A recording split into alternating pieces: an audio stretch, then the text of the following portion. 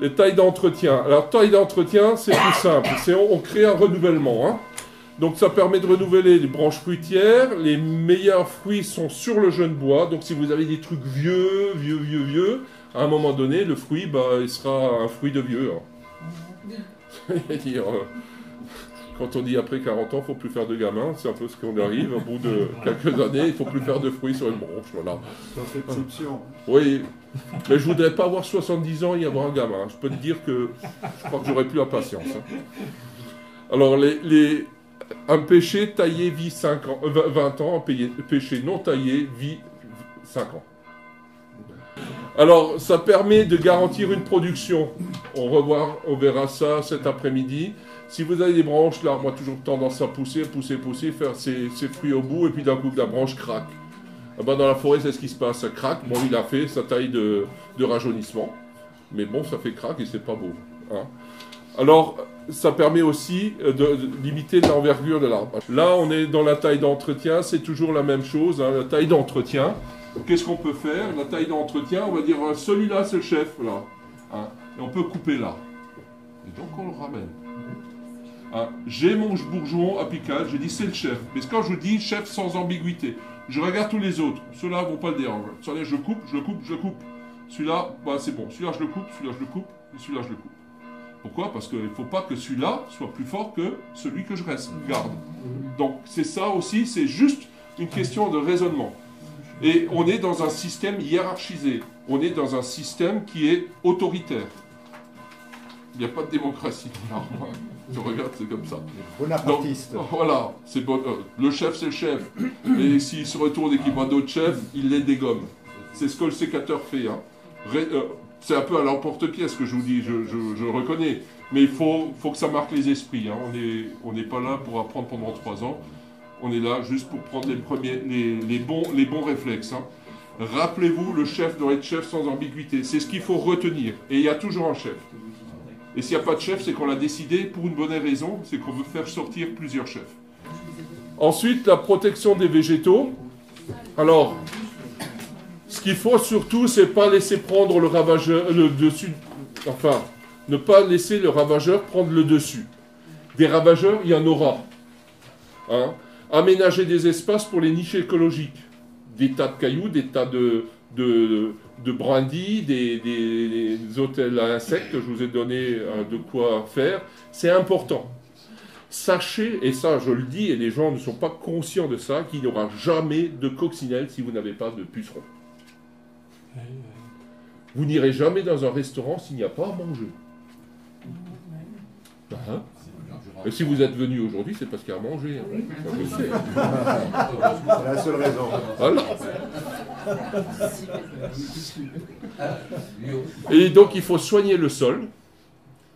Le sol, si vous avez un sol pourri qui n'est pas aéré, des fois, il faut juste un peu le retourner. Si vous voyez des champignons apparaître à la base de l'arbre, mon Dieu, alors là, catastrophe. Vous enlevez toute la terre. Vous l'aérez. Et vous laissez les racines, les grosses racines nues, surtout sur les cerisiers. Vous pouvez laisser pendant une année les racines nues. Que ça sèche. Et c'est seulement après, quand le champignon a crevé, que vous remettez dessus. Et vous pouvez traiter au lithotam ou à autre chose, ou à la bouillie de bordelaise même. C'est peu important, mais il faut tuer le champignon. Donc il faut vraiment faire attention. Alors, un cerisier n'aime pas qu'on lui marche sur les pieds. Un beau cerisier, vous installez une table de jardin, et puis, pendant toute l'année, vous êtes à côté, d'un coup, vous voyez le cerisier qui fait « J'en ai marre ».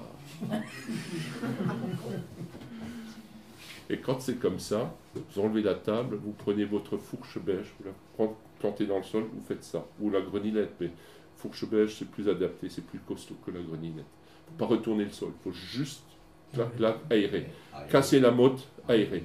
Et si vous avez un cerisier qui, au mois d'août, commence déjà à perdre ses feuilles, c'est normal, ça arrive, le cerisier le fait, ben, ça veut dire qu'il n'est pas bien dans son sol. Faites ça. Vous allez voir, c'est jour et nuit. L'année prochaine, l'année suivante, vous aurez des feuilles jusqu'au mois d'octobre. Et s'il a des feuilles jusqu'au mois d'octobre, c'est de août à octobre, il a fait des réserves. Vous aurez des cerises comme ça. Bon, presque. Mais Voilà, il faut savoir que l'arbre le cerisier produit ses bourgeons au mois de juin, juillet. Après, il les entretient, il les fait maturer. Mais s'il ne les a pas commencés au mois de juin, juillet, il n'y en aura pas. Donc l'arbre, il faut le soigner tout au long de l'année. C'est pas seulement quand il fait ses fruits, là vous avez vu 3 ans. Alors quand les gens ont de la grêle et qu'on dit pendant 3 ans, vous dites, bah oui, bah, tous les bourgeons sont cassés, il faut refaire des bourgeons et on recommence le cycle. Voilà. Alors soignez le sol et utilisez des purins et préparation de plantes. C'est ce qu'il y a de mieux. Et quand vous taillez, soyez soigneux. Alors j'en ai vu 6 arbres pour garder la scie, ils la plantent dans le sol. Ils vont ailleurs, ils prennent la scie et continuent. Non, faites pas ça. Imaginez que vous êtes médecin, vous avez votre scalpel, vous soignez le gars, vous le plantez dans le sol, vous le soignez, vous reprenez le machin. Non, hein. Enfin, dit comme ça, c'est une aberration. Mastiquer les plaies. Alors, coupez proprement les branches. Ce que je vois aussi, je vous montrerai cet après-midi, on coupe, on arrive presque à la fin, on fait crac. Non! Horreur! Vous vous coupez. Imaginez. Et le médecin, il dit, oh, c'est pas grave. Oh. Comment voulez-vous que ça se soigne après? Comment voulez-vous que ça se soigne? Une déchirure ne se soigne pratiquement pas. Hein. On a, quand il y avait encore ce problème bloc de l'Est, l'Allemagne de l'Est, ils avaient des sortes de mines dans lesquelles ils avaient mis des bouts de ferraille cubiques, au lieu de mettre des bouts de ferraille ronds, c'est-à-dire des billes. C'est-à-dire qu'on avait noyé des bouts de ferraille cubiques dans de l'explosif. On posait ça, quand le gars passait, ça faisait boum, et les bouts de ferraille étaient projetés. Eh ben, les gens ne survivaient jamais. Ils n'étaient jamais morts. Ils survivaient 2-3 semaines. Mais ils n'étaient jamais morts. Mais la plaie ne guérissait pas. C'est pour ça que les baïonnettes triangulaires étaient... Et c'est pour ça que les baïonnettes triangulaires, vous savez, il y a quand même une sorte d'éthique dans la guerre. Non, les baïonnettes triangulaires ont été interdites. Parce que quand le gars était blessé avec ça, ça ne guérissait pas. Donc on veut des... Et une arme de guerre est moins dangereuse qu'une arme de chasse. Parce qu'une arme de chasse est faite pour tuer, une arme de guerre serait faite pour blesser. Hein? Oui. Un animal, on n'accepte pas qu'il soit blessé. C'est-à-dire on le tire, on le touche, il est mort. Si vous chassez avec une arme de guerre, vous ne tuerez jamais l'animal. Elle est faite, et de toute façon, ce qu'on veut, c'est que le gars soit blessé parce qu'il est plus handicapant pour l'équipe quand il est blessé que quand il est mort. Enfin, c'est...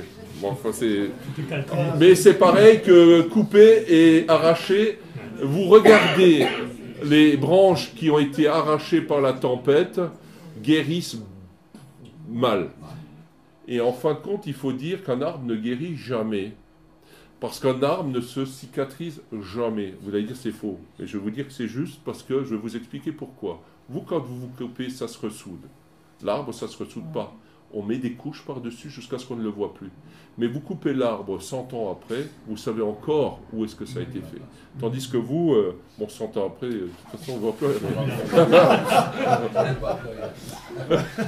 Mais je dirais, à un moment donné, si c'est bien cicatrisé, vous ne voyez plus rien et vous avez une continuité des tissus. Tandis qu'un arbre, c'est-à-dire qu'une feuille qui est attaquée par quelque chose et que vous dites vous soignez l'arbre, c'est-à-dire vous arrêtez l'attaque, mais la feuille, le trou de la feuille ne va pas se fermer. Les feuilles vont rester comme ça. Après, il y en a qui achètent des produits. Elle dit, ouais, mon péché, il a été soigné. Ils ont mis le produit, toutes les feuilles sont tombées, il y a des petites qui sont revenues. Entre-temps, le péché, il a fait, oh, et puis il a largué tous ses fruits. Mais le péché, il est bien. Il vaut mieux laisser des feuilles trouées, parce que ça continue à faire la photosynthèse et ça nourrit le bourgeon, que d'enlever toutes les feuilles. Hein. Bon. On pourra discuter d'un certain nombre de choses. Mais, donc, mastiquer les plaies. On dit oui, mastiquer, pas mastiquer. Les professionnels ne mastiquent pas. Ils passent avec 5 traitements antifongiques par an. C'est pas ce que vous cherchez à faire. Hein? Donc, mastiquez la plaie. Vous chanfreinez les grosses plaies, ça je vous montrerai. La fermeture du bourgeon se fait de cette, vous avez une coupe, la fermeture se fait comme ça. Pas comme ça, se fait comme ça. Et vous observerez, on aura des plaies de taille qui seront refermées, elles se ferment comme ça. Je dirais, vous avez votre coupe ici, vous avez autour, en dessous, là où c'est poisseux quand vous tirez l'écorce, c'est une des cellules génératrices subéroligneuses. Subéro, c'est-à-dire, subère c'est le liège, hein. Ligneuse, c'est le bois. Donc, vers l'intérieur, on produit du bois, vers l'extérieur, de l'écorce. Et ça, quand elle est coupée, cette assise génératrice, elle va aussi pousser dans le sens de la longueur. Mais elle va faire ça. Elle va rouler sur l'arbre. D'accord? Donc, si vous chanfreinez, ben ça passe beaucoup mieux. Pas beaucoup, 3 mm, on verra, je vous montrerai. Hein? Ça suffit. Et utilisez du matériel bien affûté. Hein. Voilà. Justement, à ce point, il y a des scies. Ouais, je vous montrerai, mais là, j'en ai plus. Hein. C'est tout vendu. J'en recommanderais, mais il n'y en a plus. Voilà. Moi, j'ai des scies spéciales, parce qu'il y en a certaines qui arrachent plus que d'autres. Oui, mais je vous montrerai, j'ai ramené les deux, et je vous montrerai ce que ça fait. Hein? Et je vous montrerai, parce que c'est pas parce que vous avez une scie qui arrache, comme vous dites, qu'elle n'est pas bonne. Elle coupe aussi, mais le chanfrein est plus important que dans l'autre cas. Hein? Alors, verger, ne neigez jamais de fruits momifiés. On dit toujours dans le temps, il faut cueillir les fruits, il ne faut pas laisser les fruits sur l'arbre. C'est vrai. Même les fruits pourris, il faut les descendre. Il faut au moins les jeter par terre. Parce que si vous les laissez momifier sur l'arbre, vous avez une réserve de maladies. Voilà. Ensuite, soignez les chancres. Les chancres, c'est de trucs de verrues qui sont sur les branches, qui cassent les écorces. Vous soignez. Soignez au moins la brosse en fer. J'enlève tout. Au minimum de la bouillie bordelaise ou de l'huile de lin. Si vous n'avez pas de l'huile de lin, vous pouvez prendre de l'huile de cuisine. C'est déjà pas mal. Mais dans ce cas-là, mettez un peu de bouillie bordelaise dedans. Parce que bouillie bordelaise, c'est antifongique. Et c'est toujours le problème. Vous peignez.